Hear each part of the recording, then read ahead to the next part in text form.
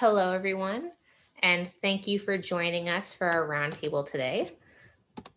My name is Megan Schmidt, and I am the UN representative for the Peacebuilding Program at the Quaker United Nations office here in New York. And I just want to start by welcoming everyone. And I'm going to provide a little information for the framing of our conversation before we jump into our roundtable. And so we're coming together today for a discussion amongst colleagues and friends that are working across the humanitarian, peacebuilding, and development fields to consider the interface between peace and crisis. And this includes reflecting on how programming and policy in crisis situations can contribute to creating environments conducive for peace or support peace gains themselves. Now, for us at QUNO, we see that it's increasingly important to explore these issues given the continued growth in protracted crises, the dire humanitarian impact of conflict and crisis, the financial increase in humanitarian aid needed to assist those affected, as well as the longer-term humanitarian presence in such situations, and the ever-changing nature of crisis itself. And so this includes a growing regional impact and the effects of a range of factors such as climate, migration, or displacement. Now, to contribute to further understanding this peace and crisis interface, we've been undertaking some new exploratory work to listen and to learn from experts working on these issues from throughout the UN system and the global environment. And it's through these conversations that we've learned more about how actors in the broader system are working to understand the relationship between peace and crisis at both normative and programmatic levels, and to explore how their work and mandates can support peace. And so I want to take a moment to just share some of the emerging learning that's coming from our work and to use this to ground our conversation today. And so with this, we're really seeing 6 key shifts as emerging from these different conversations. And they speak to measures that are either already being carried out by partners or that must continue to be addressed to support greater connections to peace within complex crisis situations. And so these include, first, a corporate or leadership shift. And so we've been hearing about the importance of prioritizing connections to and understanding of peace at a leadership or corporate strategic level. And this can include through the publication of corporate or strategy documents that focus on or include consideration of the connection with peace. Now, second is what we're calling a mindset shift.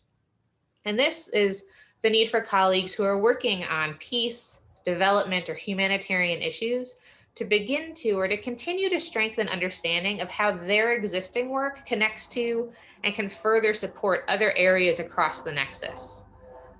Third, then, is a program development and management shift. So to have a peace impact in crisis situations, actors need to reflect on what must change in terms of how they develop, manage, and implement programs.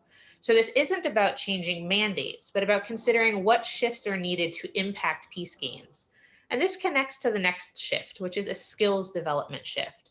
So colleagues have raised the importance of providing the support and the capacity for skills development for those that are working at the country level so that they can better understand the practicalities of how their work is contributing to peace. Next is the partnerships shift. And so, working in complex situations, this requires diverse and new partnerships to maximize efforts and to have the greatest impact.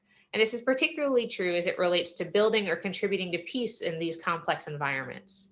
And lastly is the funding shift. So greater investment is essential to work across the nexus in transformative and sustainable ways, to scale up existing projects for greater peace impacts, and to contribute towards addressing regional program needs.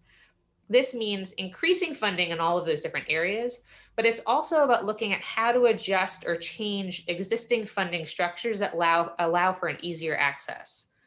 Now, it's through those 6 key shifts, so corporate and leadership, mindset, program and management, skills development, partnerships, and funding, that we want to explore some of the issues and questions before us today.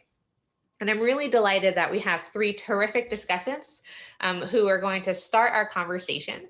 So Julius Jackson with FAO, Maya Assaf with World Vision, and Takwa Zebulon with the UN Resident Coordinator's Office in Zimbabwe. And so following their reflections and the sharing of their experience and expertise, we'll have space for an interactive conversation together. And so with that, I'm going to hand it over first to you, Julius. And so just given your extensive background with FAO, it would be great to hear from you on your reflections on these broader shifts that you've seen as it relates to peace and crisis issues, especially thinking, it's been 5 years since the World Humanitarian Summit, since the Sustaining Peace resolutions, and how these normative advancements have impacted FAO's efforts, including at the country level. Okay, well, thanks very much, Megan, and good afternoon, good morning, wherever you are, everyone else. And I think it's interesting you say in the last 5 years, because yes, there's been a huge amount of momentum. There's been an awful lot of things happening in the last 5 years. But just thinking back a bit, I was on a call with an ILO colleague just yesterday, and embedded in their original, and they were created out of the Treaty of Versailles in 1919, so 100 years ago, there is a clear linkage to peace in their work around decent work. The same for FAO.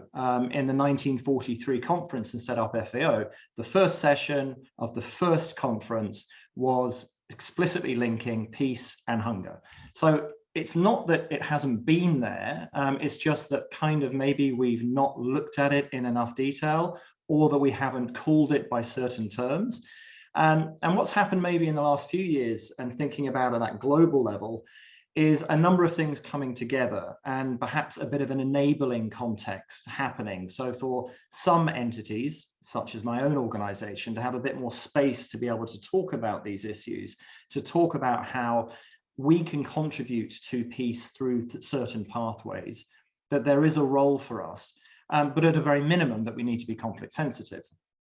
So we had the World Humanitarian Summit, you mentioned, the commitment to action, to leaving no one behind.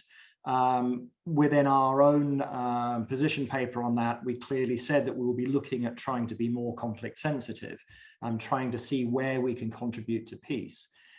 The Sustaining Peace resolutions, the UN Security Council and the UN General Assembly ones in 2016 were a real touch point. I mean, I think many of us around the table will agree with that. I mean, it expanded the scope of what it meant to contribute to peace, to be part of that outside of what was traditionally quite a narrow peace building community, with quite a heavy focus on hard peace building, should we say, a securitized response, DDR, security sector reform.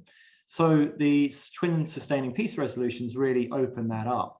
And, in 2018, we had the UN Secretary General saying, I encourage all UN entities to view sustaining peace as an important goal to which their work can contribute, and to integrate the approach to sustaining peace into their global and country-specific strategic plans.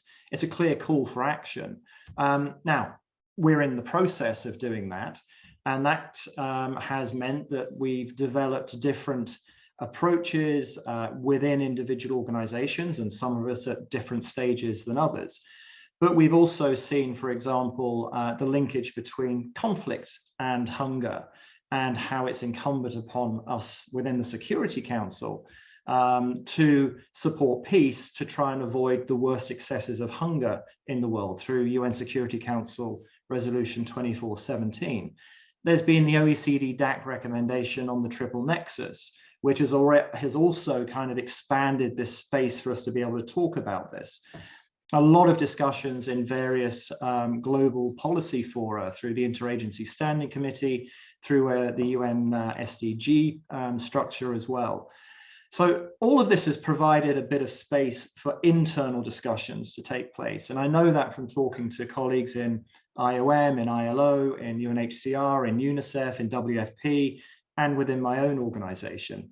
So what have we done? Okay, well, we kind of tried to take those calls for action, take those frameworks and say, look, what do we need to do to be more consistent and more deliberate about contributing to peace where we can within our mandate, and at a minimum being conflict sensitive. So looking at previous evaluation reports, which flagged, you're not being terribly good at looking at the political economy in a particular context.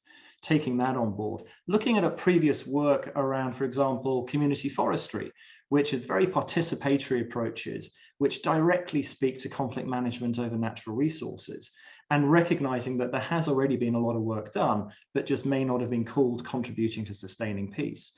Pulling that together into a corporate framework on FAO's contributions to a sustainable peace in the context of Agenda 2030, a long title, but basically saying, look, how do we as an organization within our scope of mandate and work, how can we see that we can make a positive contribution to do more good as well as to do no harm? And there's been a development in partnerships. We worked actually with QUNO, as you know, around a couple of publications which link FAO's mandate around seed systems and peace, for example. A strategic partnership with Interpeace to help us develop guidance and tools around context analysis and linking that to a participatory approach, what we call a program clinic, where you take contextual understanding, a planned intervention, put it through a program clinic to come up with conflict sensitive recommendations.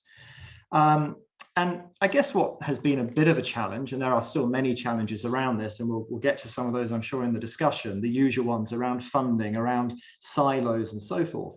But a real challenge that for our actions was perhaps what I could call a bit of a blind spot on the part of traditional UN peacebuilding actors in terms of engaging with agencies like FAO. Now, certainly 5 years ago, but here we are 5, 6 years later. FAO is on the Peacebuilding Contact Group. We've had our DG, 2 DGs now address the Peacebuilding Commission. We have a very close relationship with the Peacebuilding Support Office. We've had a massive increase in the number of peacebuilding funded projects that we either lead or are involved in. We now have 47, including 5 cross-border since 2017, which is literally a curve like that. And that's a recognition, not that there's money being thrown out to any agency, but that there is a role for multi-mandated agencies that are specialized technical agencies to work in this space with other partners and to contribute to sustaining peace, and particularly at the local level with communities. So just to give you a couple of examples, as I'm conscious of time, now how have we brought that to bear? Well, supporting country offices with context analysis. And we use the term context analysis because it's a safer term in many ways than saying conflict analysis. And in certain contexts, it is better to say context rather than conflict. But also looking at programs that have an explicit contribution to peace as an outcome, which a peacebuilding funded project needs to have. So in Yemen, for example, there's a lot of violence over the use of natural resources, particularly water. And that claims thousands of lives a year. So working with IOM, developing water user associations, engaging with local communities, and through technical solutions, but increasingly dialogue involving marginalized parts of the community, coming up with solutions to water access and use issues. And a cross-border example, which has been particularly interesting between Central African Republic and Chad, where transhumance globally accounts for nearly, in the northern region of the Central African Republic, it's 50% of GDP. This is hugely important. And in Chad, it's 40%. So the transhumance across between those two countries, across that border, is extremely economically important. But there are massive conflict issues there around disputes over land tenure, water availability, crop destruction, retaliatory killing of livestock, taxation, etc. So engaging again through dialogue with local and national institutions between the two countries, and also bringing in Cameroon, there's been the first time that there's been that interinstitutional and intergovernmental discussions around the management of transhumance cross-border movement, which has seen plans being put into place supporting local conflict management approaches through customary and traditional institutions, but at the same time recognizing that you need that national mechanism as well. So bringing an alignment there and seeing a reduction in conflict as a result of these kind of interventions. So to close, there's an enabling context. We've looked at it within the organization, try to identify where those pathways are. That's ongoing work, but also all of what you said in terms of the skill set, the shifts, the mindset, the skill sets we can talk to that in the rest of the discussion, but just to hopefully frame the discussion for the next hour or so. Thank you. Thank you so much. You know, I just want to appreciate the points that you shared, Julius, and to highlight a few that really stood out to me from what you were talking about. And so first, you know, is the recognition, as you were saying, of those longer term commitments to peace. You know, I was framing it within these most recent years, but really recognizing that this is very foundational for the UN system itself and for all of its various agencies, funds, programs, and partners. But then also, as you're speaking to the impact of those recent normative developments and how all of this combined has allowed for that, as you were putting it, enabling environment, whether it's for the internal discussions or to build new partnerships. And I really want to bring forward something that you had said, where it was that there's a place for multi-mandate and technical organizations in peace building. So for colleagues that are joining us who, you know, work within the UN system, or who are working with or looking at the UN system, how does this resonate with your experience as well? And have you, from your experience, seen this type of impact and kind of want to share what that has looked like practically? And then second comes to the work that you were talking about. You know, particularly, I think what stood out to me was the cross-border nature and how this really sounds in many ways as new and emerging and innovative work that's taking place through a peace building lens. It may not be new and innovative for the agencies that are leading it, but thinking about how to support cross-border peace building initiatives is you know, more of an increased focus. And just to appreciate some of the positive impact that you've seen with that.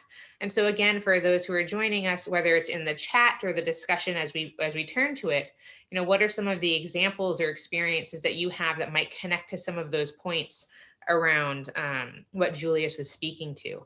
And so now turning to you, Maya. So I know World Vision has been working for a number of years now to focus on how to further connect its work to contribute to peace building gains.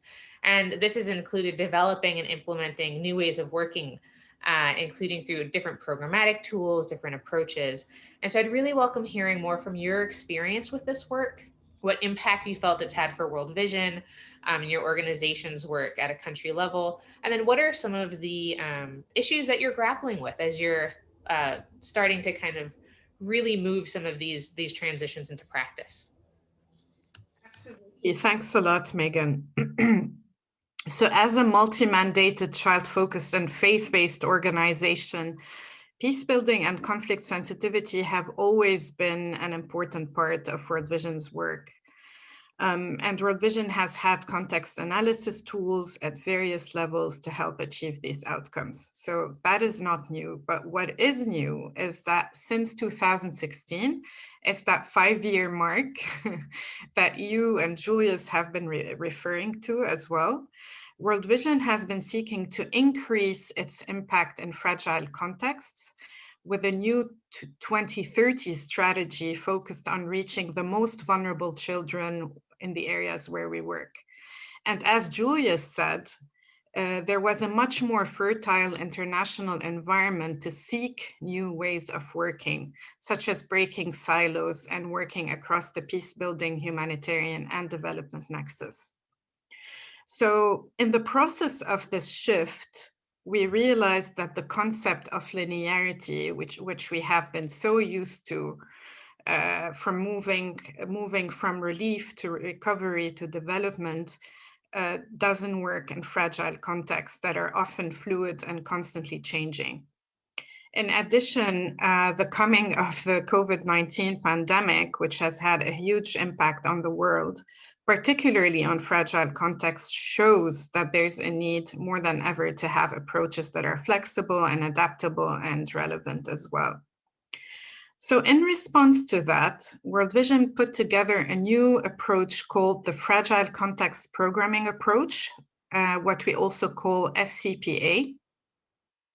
The FCPA brings together humanitarian, development, and peace-building actors to work flexibly together towards collective outcomes for children.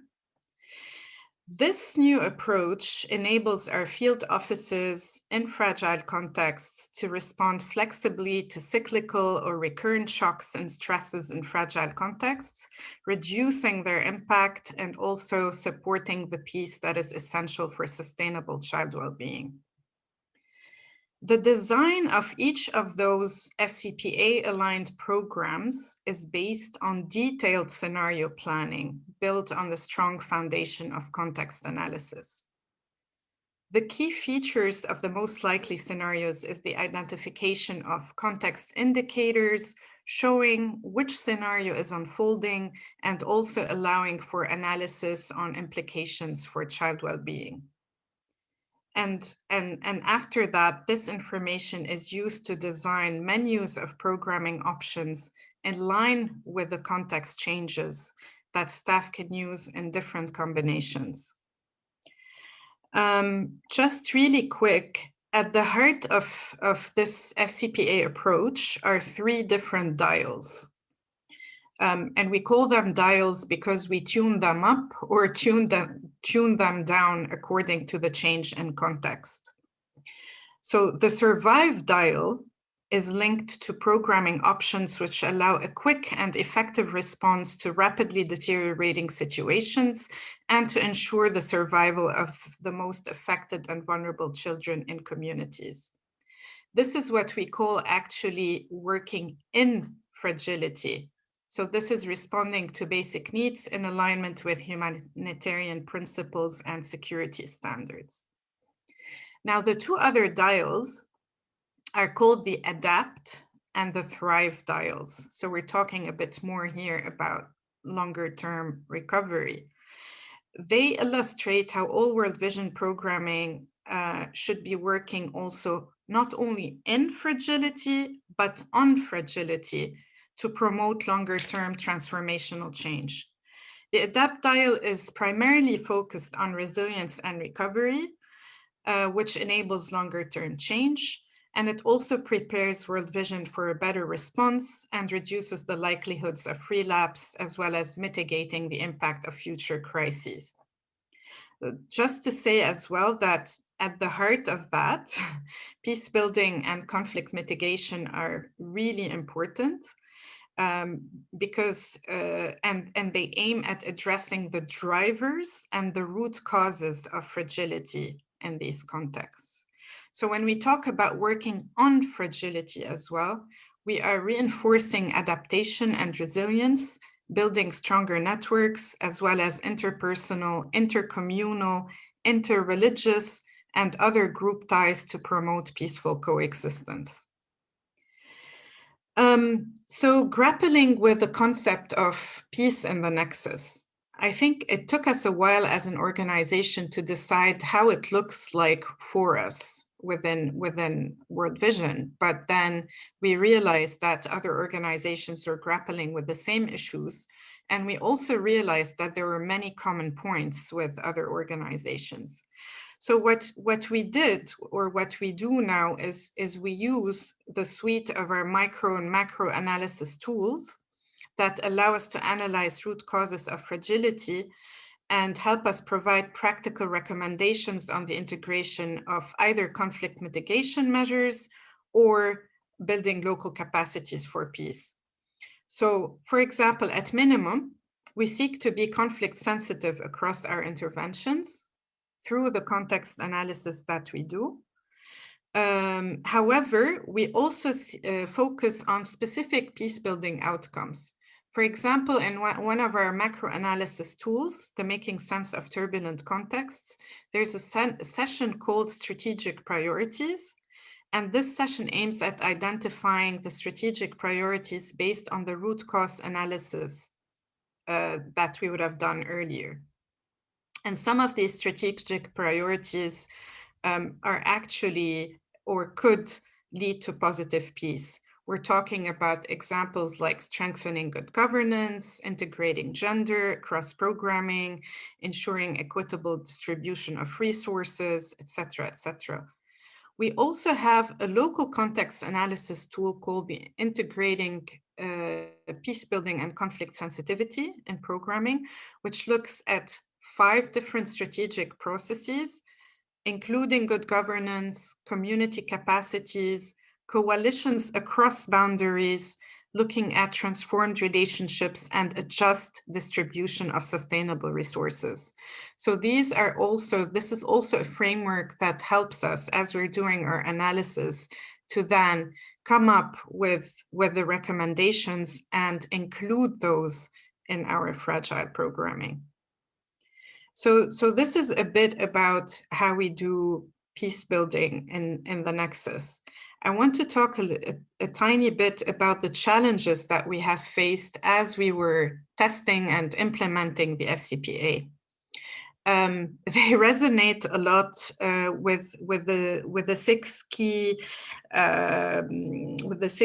elements that you came up with in your study, Megan. So we're talking about change of mindsets. That was one of the major issues that we faced as we were trying to bring that new concept into light. People had to get used to adaptable and flexible approaches, and that was unheard in some parts of the organization. So we had to work a lot on that. We had to, part related to that is to help or to support offices to repurpose their internal resources to support fragile context programming. That was also, a shift in how we do things. Making systems and approaches more flexible was also another way of trying to make sure that we can apply this new approach in fragile contexts. One very and key important thing is the willingness to learn and fail. I think for most of us, within the organization, we were used to, doing our jobs, working in our little comfortable silo and so on. But I think this approach pushes us somehow to look to really work outside what we know, and it gives us the space to fail and learn and try again. So that's a really important point as well. You talked about staff capacities. This is a huge thing. I mean, now we've produced resources online. We do a lot of coaching and mentoring, and this is an online, an ongoing process that we're doing to get there, and to encourage also local level leadership on that. You talked as well as about flexible multi-year funding. This is also something that we're grappling with. How do we sustain our funding for these fragile contexts? If we get money for the first year, how do we fund the second year, and so on and so forth? These are questions that we grapple with on a daily basis. And I guess last but not least, local ownership. We realized that we were so inward focused because we wanted to do all these changes within the organization that we failed in the first instances to get communities and local leaders to feel ownership of that approach. So now we're being intentional about these partnerships and about that inclusion. So I'm going to stop here, Megan, and hand back to you. Thanks. Thank you so much, Maya, for just sharing more about the work that World Vision's undertaken as you were considering on kind of more of what it means to embed that approach through the different shifts that you noted, the mindset shift, the program development shift, the capacity funding. It really sounds like this resonates a lot with your experience. And I appreciate the honesty you brought in terms of reflecting on first kind of how there is that starting point that, as you said, the concept of linearity doesn't work in these fragile and fluid contexts, and then just how that's been so reaffirmed this last year because of the impact of COVID-19, and hearing more about the tools that you shared, and especially that dial approach that you noted as this practical illustration of bringing that flexibility into the work that's being carried out throughout all of the different offices that World Vision has. And so, if there's any of the different resources as they connect to the FCPA, anything else that you can share as well in the chat for colleagues, please go ahead throughout the course of the conversation. And then also, for those who are joining us, what sort of experience or examples do you have from your work as it relates to potentially trying to transition with some of these different programmatic shifts, or that you've seen others engage in? We'd welcome those examples to be shared as well in the discussion. And then I also just wanted to appreciate the points that you shared, Maya, as it reflects to really grappling with the P of the HDP nexus, some of the challenges, you know, the honesty of some of the challenges that you've encountered as well, and what that means for the type of adaptations that are needed or capacity development that's needed for colleagues. And, you know, also just recognizing that this does take time, and that, you know, as you're working through the implementation of these different frameworks and learning along the way, it really sounds like it connects to that point that you made on the willingness to learn and fail, that helps to strengthen the work going forward and to have more impactful work as well. I'm sure that this resonates with many who are with us today. And it's a really important discussion point on kind of how to grapple with that practically. And so I'd really welcome everyone's reflections on how you're approaching that, how you're looking to unpack this issue as well. And so Takwa, turning to you now. So prior to your recent transition, working in Zimbabwe in the resident coordinator's office there, you were serving as the Peace and Development Advisor in Nigeria. And, you know, I know doing extensive work with you and colleagues to support country-based programming and analysis. And I'd really appreciate if you could speak to your experience working to support that interagency programming, that joint programming, especially over the humanitarian development peace nexus, and what impact you've found that you've been able to have by bringing that peace lens, and kind of what that work has looked like practically. Thank you very much, Megan, and good afternoon, good morning, colleagues, wherever we are. It's a pleasure once more to be here. And Megan, let me begin by saying that as a Peace and Development Advisor, our program is a joint program. In fact, it was the realization that we needed a program that looks at issues across board and move away from the traditional ways we have been looking at issues, especially issues of peace, peace building, and addressing the causes of conflict, etc., etc. So let me begin by taking all of us back to 2016. The year we were pushed, the international community was pushing the agenda for SDGs, coming new, renewal efforts to sensitize the member states and the world to understand the importance of the SDGs. In 2016, the Secretary General, during the International Day of Peace, September 21, there was a theme which I have used as a PDA, as a mantra to push forward. And the Secretary General used the words to say, SDGs, all the 17 SDGs, pillars for peace. And that was a message sent across to mean that whatever we are doing, no matter our mandate as an agency of the United Nations or any other organ of development, whether the non-governmental, national or international, we should have this in mind that SDGs constitute pillars for peace, because any of them, when it's absent, peace is already affected. And that's what I'm going to frame this. And that was what motivated us in Nigeria when, after visiting the field and realizing a lot of things that were happening in the country, the resident coordinator who just arrived called the PDA and a group number of people to say, how do we do this? How do we respond to the multiple crises that are affecting Nigeria? And more especially, the farmers and herders issue that had become so deadly and so toxic an issue in the country. In fact, when we are looking at statistics from 2018 onwards, the number of casualties from the farmers and herders attacks was already outnumbering the Boko Haram insurgency. And so it became a political issue, which was also having religious undertones, and more people were retracting or retreating. Nobody was feeling, having that courage to move ahead to say, how do we work on this?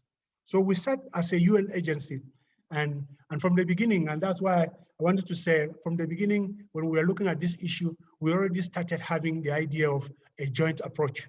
And so UNHCR has been on the ground because the issue had resulted in the displacement of more than 160,000 people, farmers from farming communities, and they were pushed into the urban centers. And so UNHCR came there to give relief to the IDPs, and we started conceptualizing a few programs around that. So we sat together and came out with a title of a program called Transitioning from Humanitarian to Development. And because we looked, we said, there's no way each of us as agencies can work alone. So the silo mentality was pulled down, and we came out, when I say we, I mean the PDA and the technical staff. Then you had UNDP, you have FAO, and you had UNHCR. These were the three key before UN Women joined later on. And so we framed this program to deal with a key number of objectives. The first one was to reduce the vulnerability of the affected peoples through community-based projects, enhancing ability of those affected communities to identify and mitigate risk threats while ensuring that there was no interruption of their livelihood protection where they were. This one was a pillar that was handled most especially by UNHCR. Then we also looked at another aspect of it, supporting livelihood and empowerment of community members through targeted initiatives to promote farming and livestock activities and to establish synergies between these two cultural activities. This one was handled by UNDP and FAO. And the third angle of it was to look at how we can prevent the conflict, because this conflict in the middle belt of Nigeria, it has been something there over years. But as I'm saying, in 2018 and years thereafter, it became very, very, very deadly. And so we're now trying to look at the third pillar to see how we can prevent further escalation of this violence by building peace and establishing what we call state peace infrastructure, as well as community peace platforms where rival communities can engage themselves and to foster dialogue and nonviolent resolution of this. The fourth pillar of it, which again was to be pushed forward by FAO and every other person, was to look at how to mobilize the national and regional efforts to promote human security at the sub-regional level. We know, like Julius said a while ago, the policy of transhumance, where cattle that coming from Nigeria, from other West African countries move, is a regional issue as well.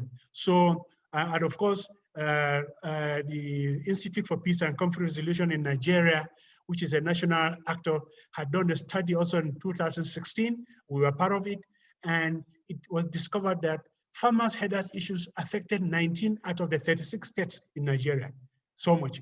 But and that even those that were not affected in terms of direct conflicts, there were issues almost in everywhere. So this program looked very vividly at that spectrum and tried now to define the humanitarian peace and development nexus into concrete terms to say how concretely can we do this work. And I can tell you that we learned lots of lessons, even in the framing, even in putting the partners together. And this program was got funding from the Human Security Trust Fund, and subsequently, when it was enlarged, from the Peacebuilding Fund, when a second dimension of it came up, when we expanded it now to other states, including Taraba State, Nasarawa State, and other neighboring states, directly or indirectly. But Megan, I wanted to link up one thing before I go to the conclusive part of it. The point then was this program was taking off very gradually, but the most juicy part, in quotes, of it, the important part of it, was stalled by the COVID outbreak in 2020. And lots of things in the way we're framing, and that's where when you talked of shifts that are necessary, I was nodding my head because you all spoke about, very vividly about this. We lost a lot of traction in that particular program because we could not move. There was lockdown and there were issues, yet these people needed responses. The excitement that came from the state parties, the local communities and the rest challenged all of us. And we just wondered what it would be. And unfortunately, it also challenged us, the partners, because this program was going to end by the end of 2020. And as I'm talking to you, that program finally ended when we did not finish what we had planned to do. And that to me is a challenge which I thought we should all flag. We would say time-based or sometimes challenges, sometimes circumstances beyond our control go to destroy an initiative which we think could have nurtured a very good practice that we could have said, this is how we could move in such programs when opportunity comes tomorrow. But COVID set in. But the dimension I wanted to highlight was not just COVID coming and stalling the program. When the issue was announced and we were doing discussions, analysis, the bulk of it was, this is a health issue. This is something, it has nothing to do. And our voices as peace advisors and builders was not very well heard, was not loud enough to convince the policy planners about this. But two things happened, Megan and colleagues. The lockdown and enforcement by the government returned into a SAR move and measure. People protested. People went to the streets to challenge. Number two, the government, in providing palliatives to support families that were unable to deal with the lockdown, decided to put a list, and people challenged. How did you come about with their list? How did you select those who will benefit from these palliatives? People challenged it and went to the streets, and it became a serious conflictual issue. And that's, again, previous colleagues have said it, mentioned about this. We looked at it as a hunger issue.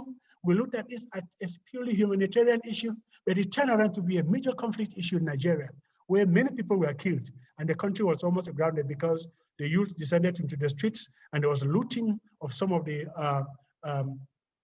stores and locals where the food was. So it challenged us. And in the next meeting in the UNC team, it was like, Takwa, what do we do with this? And then we pinpoint to say, this is the problem. This is the fundamental problem.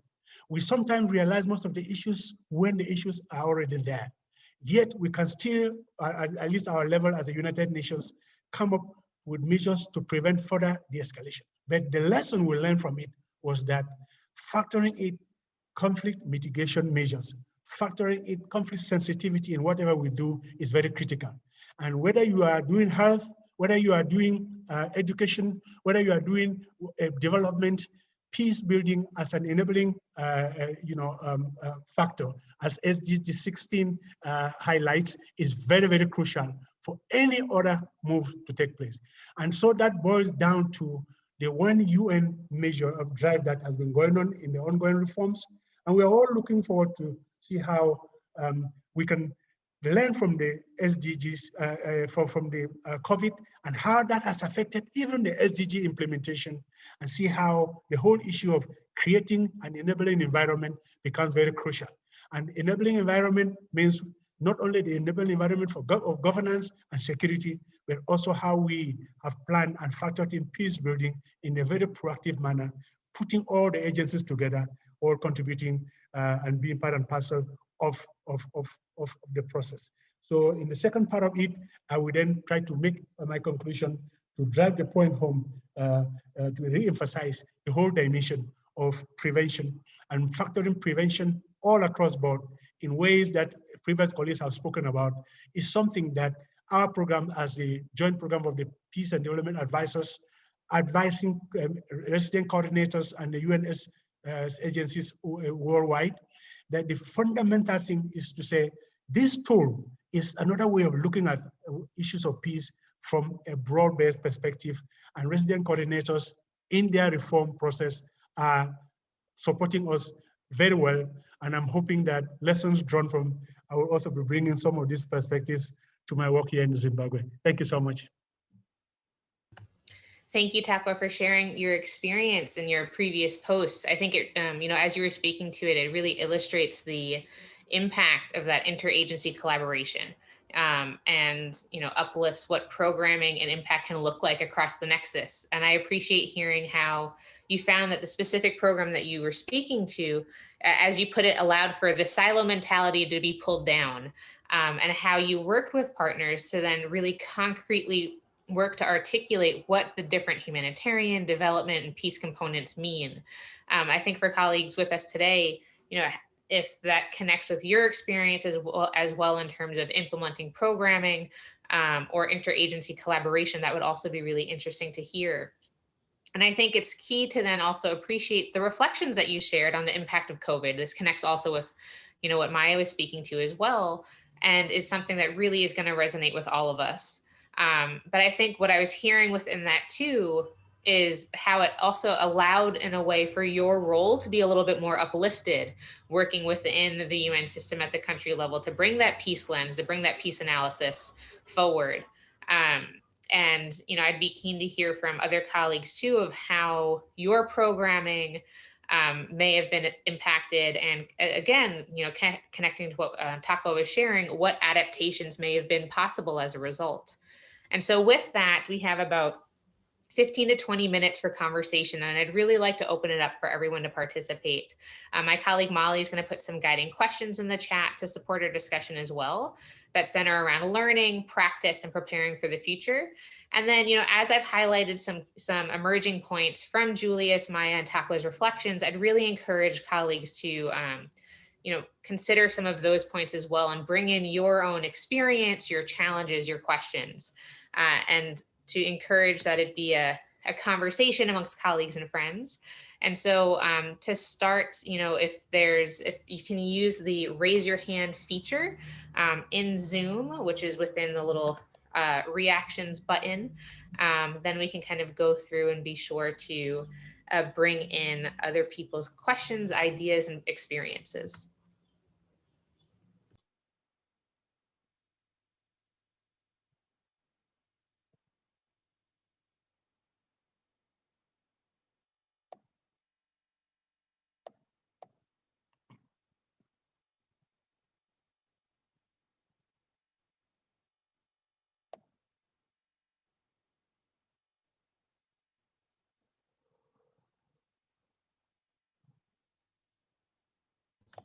Julius, I see your hand. Please go for it.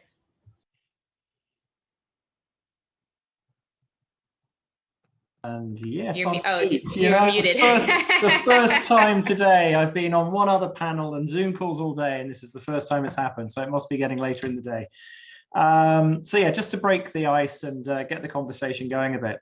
On the first question about learning, what have we learned and are still practically learning about the interface between peace building and crisis response? So that's really speaking a lot to what Maya was saying around, the peace in the triple nexus, and how peace is regarded, viewed within agencies that traditionally haven't really thought about themselves being associated with working on peace. Yes, in conflict affected context, but not on peace. And I think, my experience is that there are a lot of very different understandings of what peace and conflict are out there. And people have very different perceptions, and they are, conflict and peace are real trigger words. They evoke very different reactions from people. And we all have our own understanding of conflict. And most people think of conflict immediately as being violent conflict. It doesn't necessarily need to be violent. And also that conflict is negative. Conflict is actually essential. We need to have conflict within families to be able to make decisions sometimes. But within an organization, these can be difficult concepts to get across, that it isn't always violent conflict we're talking about, and we don't just have to be conflict sensitive in protracted crises. We should be being conflict sensitive everywhere, all of the time. So I think that's something that's come up very clearly, and I think that resonates with a lot of other people. And there is, of course, then I think this ongoing discussion within the humanitarian community, particularly and there are different, should we say, a different spectrum in the humanitarian community of understanding where the P bit in the HDP and the H bit, particularly around principles and the risk that those principles get compromised, where that fits. So that's very much an open question. I'd be very interested to hear from others around how they see that, because there are absolutely valid and rational concerns from humanitarians about the risk of association with working on peace. But then, you know, there is, I think, room to have a broader conversation sometimes about that. And that's where some of the work that has been done recently, some of the discussions recently have been trying to kind of explore that a bit more without trying to push, you know, the humanitarian principles down the road. Far from it. It's like, how can this actually be a way to support humanitarian principles? And we have to think about who are we then talking to and with. Which bit of the P is it? Little p or big P? Anyway, yeah, be interested to hear people's thoughts. No, thank you so much, Julius. And I just want to kind of echo a little bit of what you said as it relates to some of the learning that we've had with our project so far, which is, you know, especially coming to what the importance of language, the importance of words, and how we understand, you know, you pointed out conflict and peace, but also peace building, you know, that there's just a range of different words that mean different things across communities. And that's part of what we're trying to uncover and unpack as well, is how do different stakeholders understand and articulate their concepts of peace building, of what conflict is, of what fragility is, what crisis is. And then, you know, where are the commonalities that allow for that coming together around language?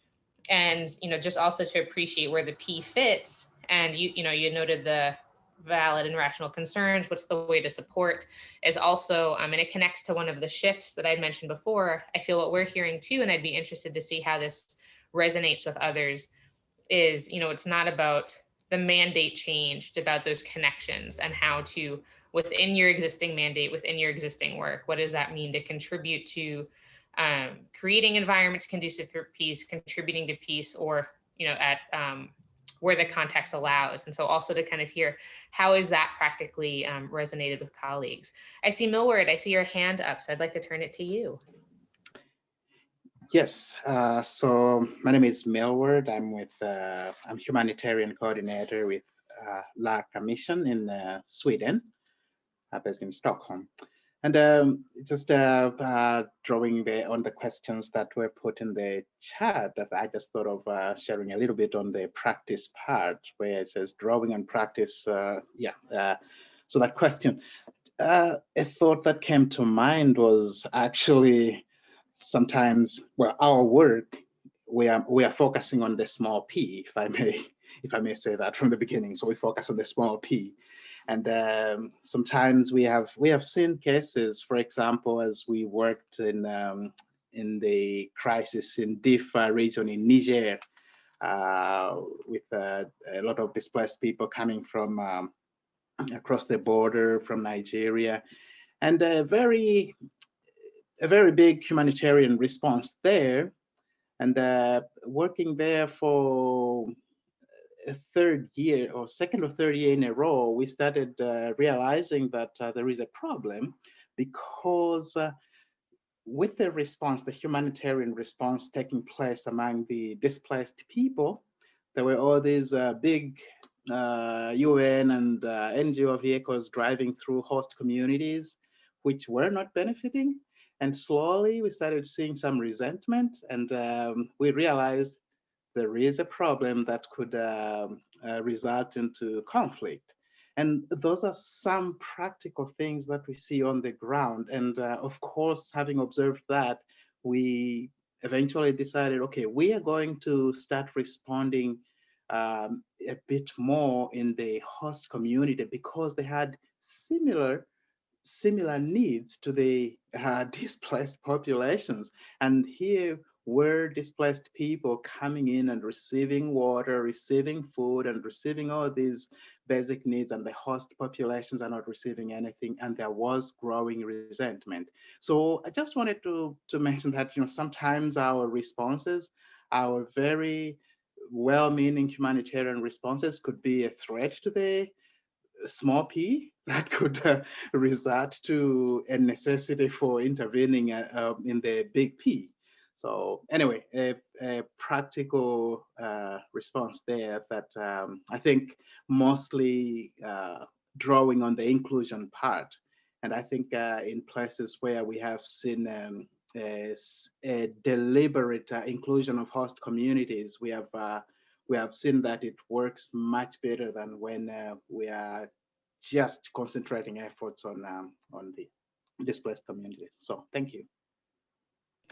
No, thank you for sharing that example. And I think the points that you raise around local ownership, around inclusion, really resonate with what Julius, Maya, and Takwa were speaking to as well. And to appreciate the honesty and sharing about some of the challenges and the adaptations that you then were able to make to be able to address those growing concerns and tensions. I wonder if that also kind of resonates with either any of our discussants or any other colleagues in our virtual room, as well as if there's other questions that or reflections that colleagues would like to share. Maya, I see you've put something in the chat. I don't know if you want to speak to it as well. I think it was building on our speaker's thoughts.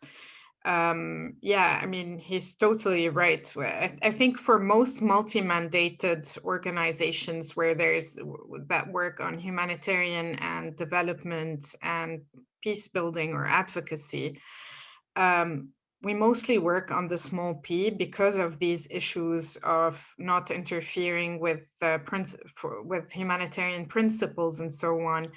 And we also don't have it in our mandate also to do high-level mediation or high-level peace building. But there are a number of organizations who do that very successfully. And I'm just wondering, and that's like a big question, it's kind of a reflection question maybe, should we be working closer with those actors?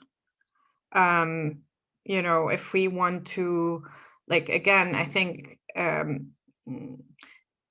obviously when we work on the small p, we are able to mitigate conflicts at a local level, but I'm just wondering if we want to be part of a larger peace solution, so to speak, should we perhaps partner with these institutions or organizations working on the bigger P? That's a question, so. No, thank you. Is anybody, oh, Julius, I see you want to take on the question, go for it. Yeah, I think it's a caveated question. I mean, it's a tricky one. But to give you an example, some years ago, there was an interagency task force mission to Burkina Faso, which a colleague went on. And he was, well, frankly, horrified by the fact that there was no discussion within the traditional kind of, shall we say, peace building entities around livelihoods. But they were talking about the risk of youth. And they were talking about the fact there was exclusion of youth from election processes, and it was like, but you're not talking about livelihoods. So I think that speaks to, yes, there should be some engagement somehow, more than there probably is. I think maybe it's starting to be a little bit more more on the table. But again, it also depends, where the comfort zone is. Where is the level of comfort with senior management in different organizations? I know within my own organization, there's a threshold which we can't go beyond. It's politically not palpable, and that's not going to be accepted. Despite the fact that we do twice yearly briefings to the UN Security Council on the links between conflict and hunger.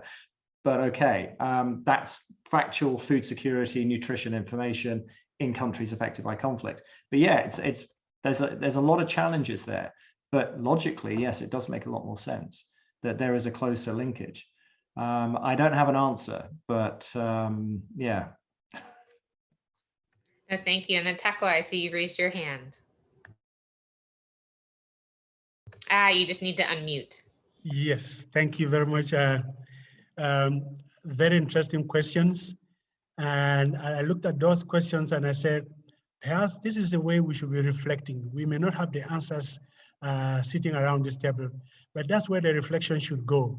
And that brings me to the shifts that we are used to introduce this discussion, because it is also challenging our mindset.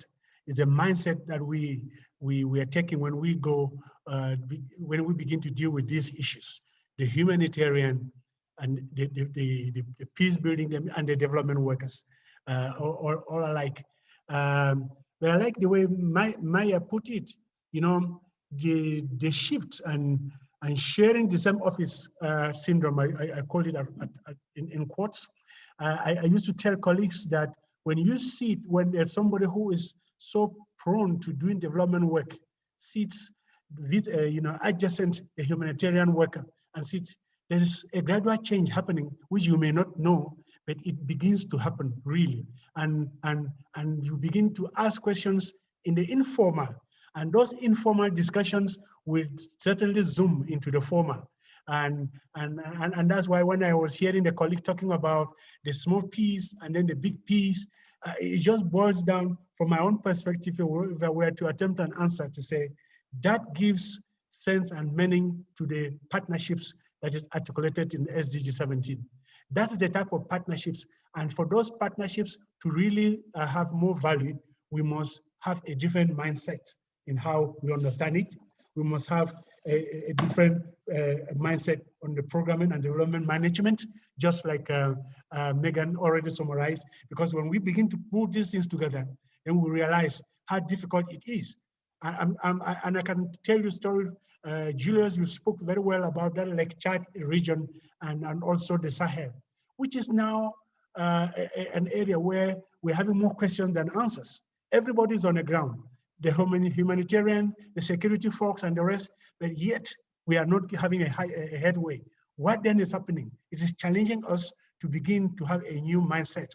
And one of it, if I could say, and it's a subject for another discussion, is how do we begin also to engage the bad guys who are responsible for some of the things that are happening around here?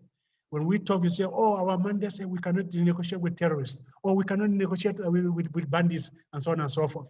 I can tell you as I'm talking now, that question is putting a lot of people, policymakers in Nigeria in confusion completely, because here the government is dealing with issues, but when meanwhile you can see the difference between official pronouncements and what is actually happening on the ground. So it is challenging us as people, technical people in the field, and it is also to really begin to look at these questions, not to say, let's give the answers now, but that should shape our reflection as we are moving on, so that we can unblock what is holding this whole dimension. Because that humanitarian peace and development nexus, that triple nexus, there's a flow and there's something blocking somewhere. How do we get these obstacles so that there is a flow which is so fluid in such a way that we are able to work together at many cycles, at many levels, at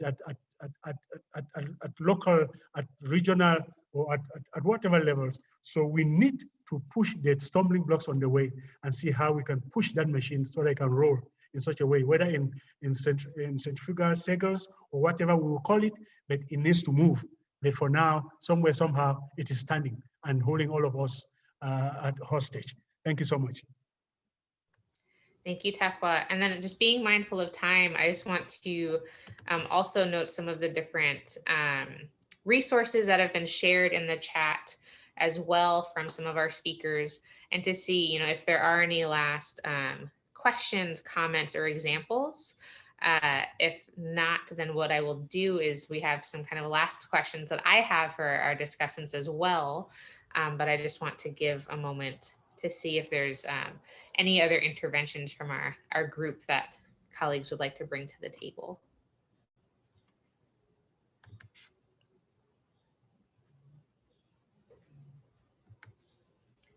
Well then, with that, we'll use our last few minutes to kind of transition and look forward as well. And so first, Takwa, Maya, and Julius, any reflections that you have from our conversation today, any last points that you would want to share in terms of your experience, your examples, but then also shifting into that kind of preparing for the future space.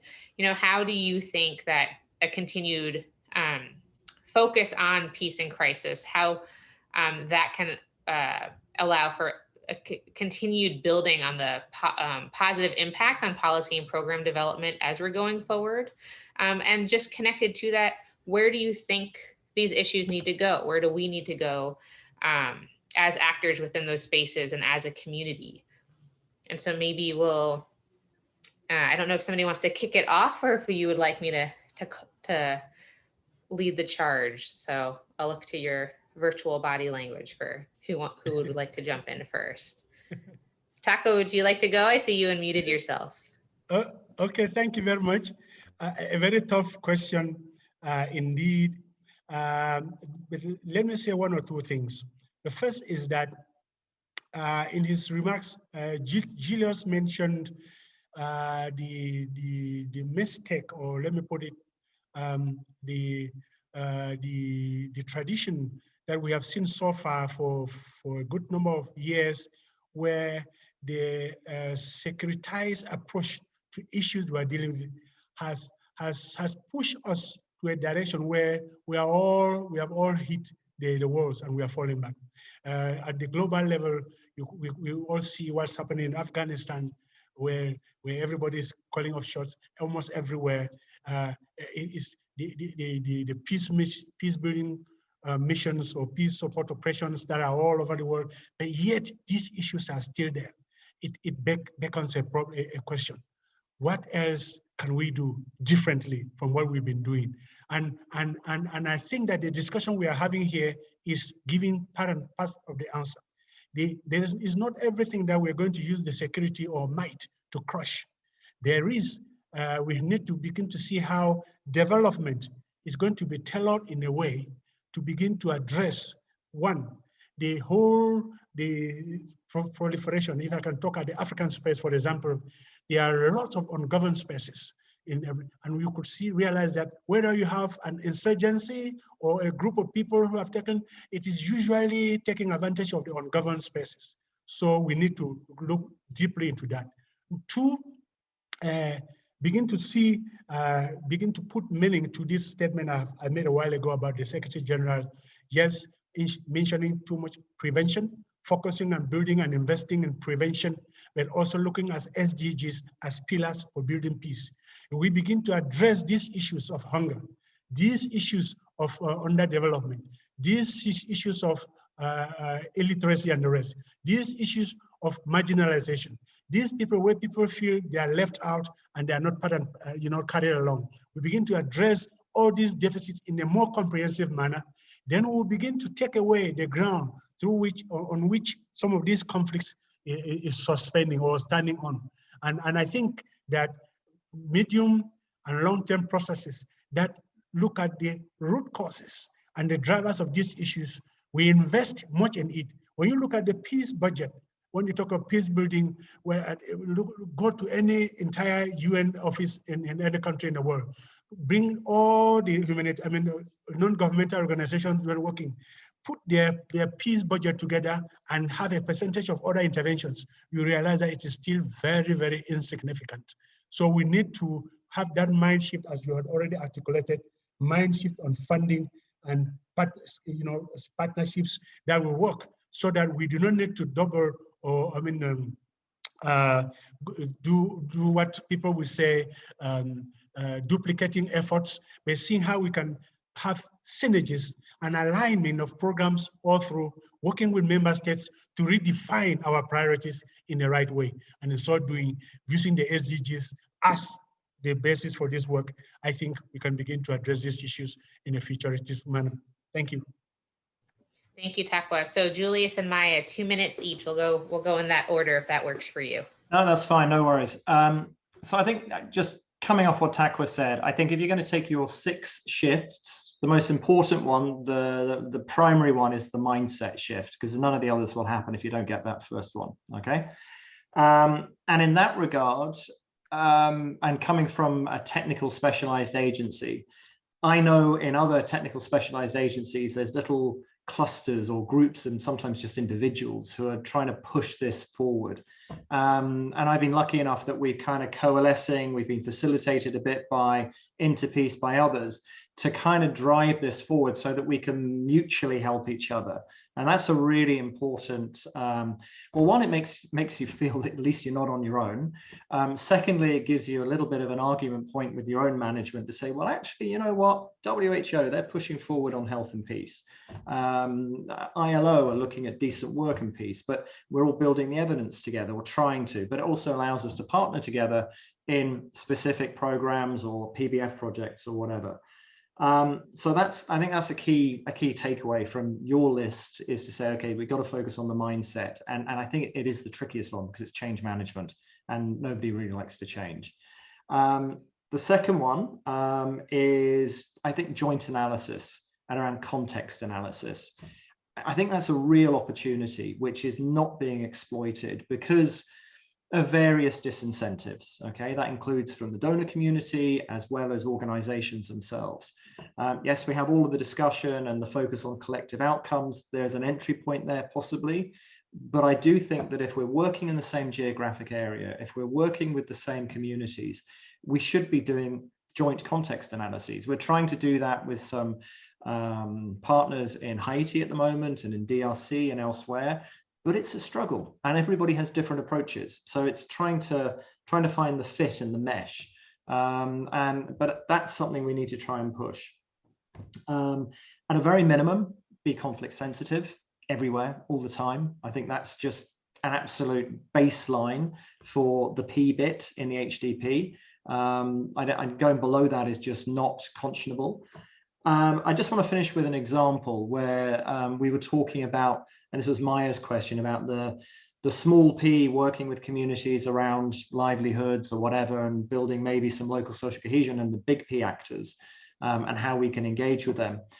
We actually did do this in the Abyei administrative area between Sudan and South Sudan, and there's the UN Interim Security Force for Abyei. And they have a buffer zone basically across the middle of this administrative area, which will be resolved at some point down the line. There's oil there, so that's why it's a separate administrative area. And there are two different pastoralist groups using the same rangeland, Dinka and Gok and Misereya, but they were having constant clashes and couldn't pass. Traditionally, they pass in the dry season between across and through their lands. Lots of clashes exacerbated by the national situation in both countries. But through a technical entry point, which was a vaccination campaign and animal health, we were able to work with the security force, UNISFA, I always pronounce it wrong, the unit, yeah, interim security force, UNISFA, to allow for movement across the buffer zone, and actually then setting up a joint market, which allowed both communities to interact. So, but that was a very technical entry point with community-based animal health workers being trained in each group, vaccinating each other's cattle. So there was but that had to be facilitated by UNISFA and the local authorities. So there was an engagement there, and UNISFA recognized that there was a good opportunity to reduce potential tensions, and the common market was an excellent opportunity, which they could then also support through some of their quick impact projects. I'll finish there. Anyway, those are just some last thoughts. Thank you so much, Julius, and especially for ending on that really concrete example that I think gets back to kind of where you started about the role of multi-mandate and technical entities in supporting peace through the work and the mandates that you operate in. So Maya, turning to you a few moments to get your last reflections and considerations on the various points that have been raised. Yeah, for sure. A couple of last reflections. I think from this whole conversation today, I mean, there were many things that were very insightful from the speakers, and as well as, you know, the insights on the chat. I think what I really realized is key, especially for multi-mandated organizations like World Vision and others, is this question of working in fragility and on fragility. So, or working in a certain context and being reactive, and then working on the root causes. And I think this is where the P comes in. I mean, I know it's not a revelation, but I think it kind of reiterates the fact that, you know, we should not just be reactive as organizations. We should really be proactive and seek the root causes and seek to find solutions before things escalate.